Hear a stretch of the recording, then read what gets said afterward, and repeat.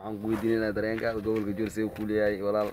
والله بالله horta ciiso dareenka joor saaxiibkii idin midkaaga sheego dareenkayna aad iyo aad bas u qasan yahay inkastoo macnaha anu ka halaawnay haddana waxaan rajaynaynaa macnaha ilmaha hadda soo baxaya waa in kuleel loo furo oo dugsi loo furo oo sidee ilaahay ma ku darnaade iskool oo loo geliyo oo iskool ay dhigtaan haddana ilaahay ma ku darnaade wadankan sidee ilaahay ma ku darnaade kharbud iyo waxaas ka jiro waxaan jecelnahay in macnaha mudana farmaajo in wadankayna wax ka qabto. Hadda ma rajaynaysaa farmaajo inuu wax kuu qabto? aniga hadda ma rajaynaya laakiin bili aadan waa ma dhaha karne aniga qaad ahaantayda ma rajaynaya inay wax qabto laakiin bili aadan waa laga yaabo inay wax qabto.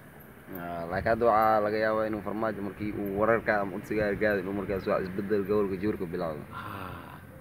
markaas daacad yahay waa madaxweynaha inay daacad u yahay oo inay xilkiisa inay gudinta daacad u yahay daacad waxayna kulleeyda baadii waa uu jeedaa inay xil qabanayno beledkana sidiis us ahaanayo.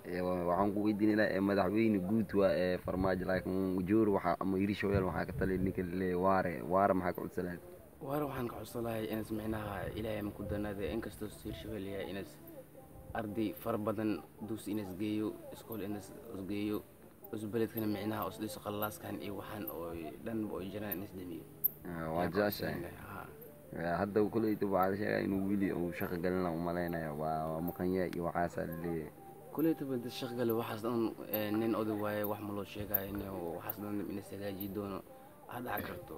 hadda waxaa la sheegay cali masaarkiis inuu khamiista yahay maxaa jeclaaleed inuu markaas adkaadashid goobtiisa markaa joogto? aniga markaas waxaan jeclaalahay in sidan macnaha aniga Soomaaliya isku xirnaato oo wadanka noo dhismo adiga ilaahay ma ku darnaada khalaaskan iyo baqtiya oo la joojiyo sidaas inaan ka codsanahay kadib markaa hadda waxaa jeclaaleed waxaan balwada iyo ardayda in iskool iyo waxaas loo furo. oo macnaha ardayda dad hadda waxaa jirta ilmo yariis oo hool biska haynin oo ilaahay ma ku darnaada milka iska jooga ilmahaas hadday sii weynadaan xataa waxay isku day